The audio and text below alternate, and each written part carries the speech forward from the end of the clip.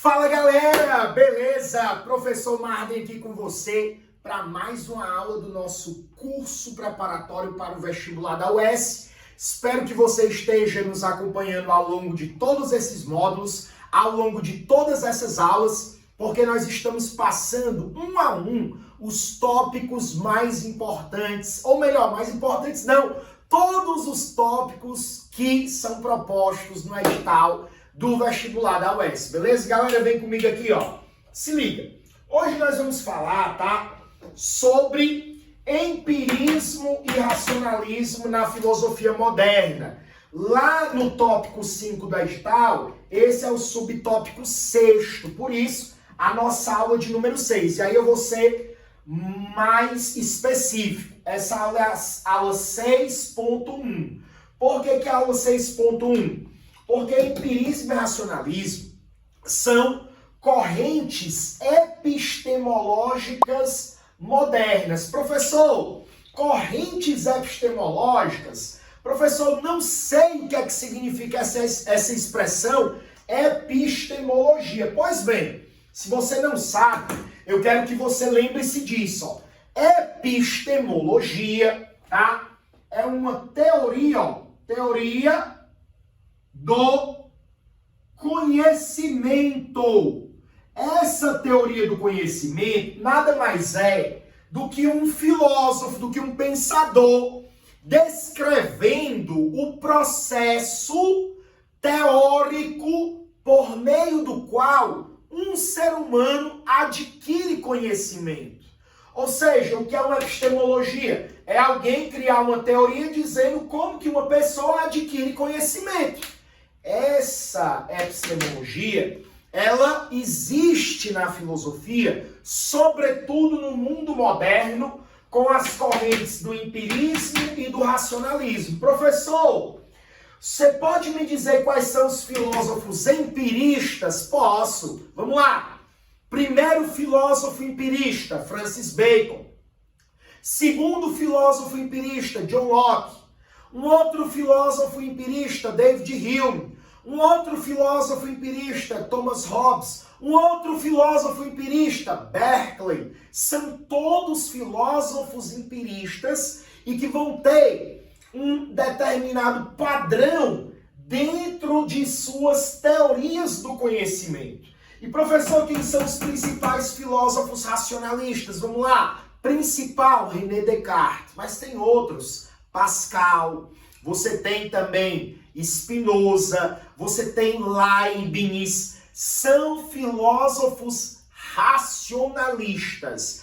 Primeira informação importante, empirismo e racionalismo criam teorias do conhecimento opostas, ou seja, a forma de explicar o processo pelo qual alguém adquire conhecimento no racionalismo e no empirismo são distintas, tá bom?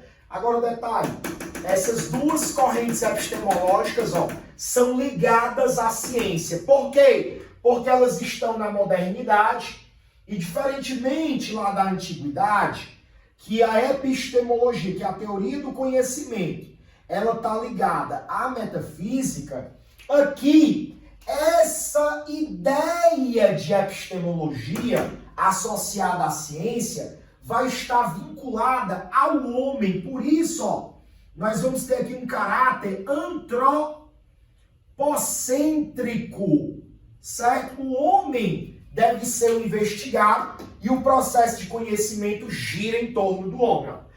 Por que que essa é a aula 6.1, Marden?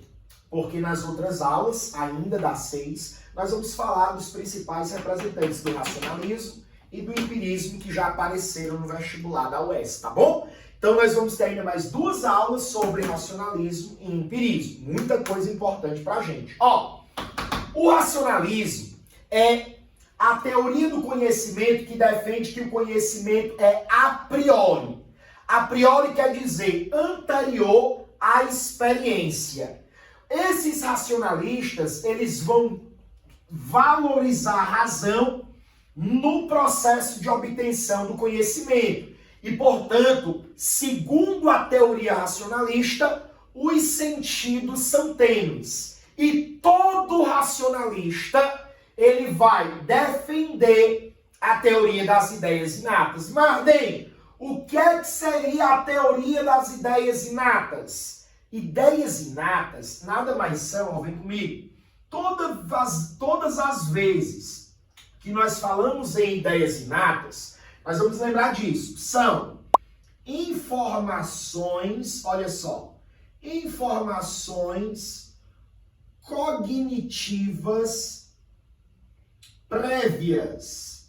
Por que prévias, professor? Porque nós já nascemos com elas. Ou seja, todo conhecimento ele é inato, ele está presente na razão e, portanto, o processo de aquisição do conhecimento é um processo a priorístico, tá bom? Importante você saber o que eu vou dizer agora.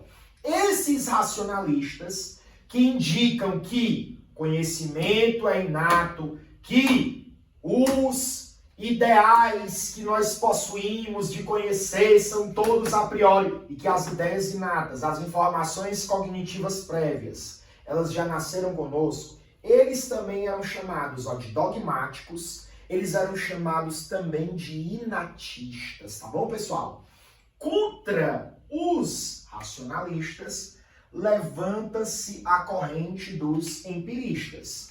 O empirismo diz que o conhecimento ele é a posteriori, ou seja, o conhecimento é posterior à experiência sensitiva. Enquanto o racionalismo vai valorizar a razão, os empiristas vão valorizar os sentidos, a experiência e a sensação dentro do processo de obtenção do conhecimento. Enquanto os racionalistas, eles dizem que os sentidos não são importantes, os empiristas, eles dão total crédito aos sentidos e à experiência sensitiva. E por fim, todo e qualquer empirista, ele vai negar que nós possuímos ideias inatas. Agora, detalhe aqui, pessoal, os empiristas, eles não estão negando que nós possuímos ideias. É óbvio que nós temos informações cognitivas, mas essas informações cognitivas, dizem os empiristas,